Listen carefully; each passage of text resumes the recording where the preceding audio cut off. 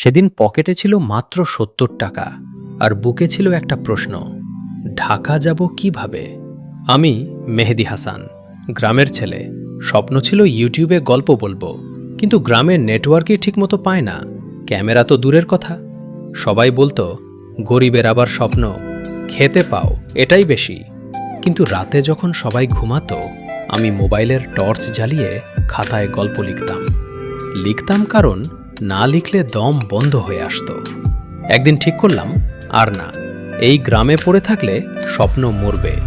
হাতে ছিল মাত্র ৭০ টাকা, বাস ভাড়া ২৫০ টাকা। মা বলল, যাস না বাবা, ফিরে আসবি খালি হাতে। আমি বললাম, মা, খালি হাতে ফিরলে সমস্যা নাই, কিন্তু চেষ্টা না করে থাকলে সারা জীবন পস্তাবো। রাত ৩টায় হাঁটা শুরু করলাম হাইওয়ের দিকে। ট্রাক পেলে লিফট নেব। ২ ঘন্টা হাঁটার পর এক ট্রাক ড্রাইভার দাঁড়ালো, বলল, কই যাবি? আমি বললাম, ঢাকা, ইউটিউবার হব। লোকটা হাসল, বলল, পাগল, উঠ। ঢাকা পৌঁছালাম দুপুর ১২টায়। পেটে কিছু নেই, পকেটে ২০ টাকা। একটা চায়ের দোকানে বসে ভাবলাম, এখন কি? ঠিক তখন চোখে পড়ল রাস্তার পাশে এক ছেলে মোবাইল হাতে ভিডিও করছে, ভিউ লাখ লাখ।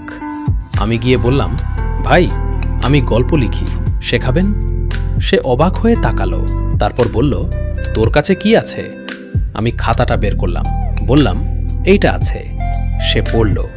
২ মিনিট চুপ, তারপর বলল, কাল থেকে আমার সাথে কাজ করবি, মোবাইল আমি দেব, তুই শুধু গল্প বলবি। সেদিন বুঝলাম, জার্নি শুরু হয় বড় কিছু দিয়ে না, শুরু হয় সাহস দিয়ে। শূন্য পকেট নিয়েও যদি স্বপ্ন থাকে, রাস্তা খুলে যায়।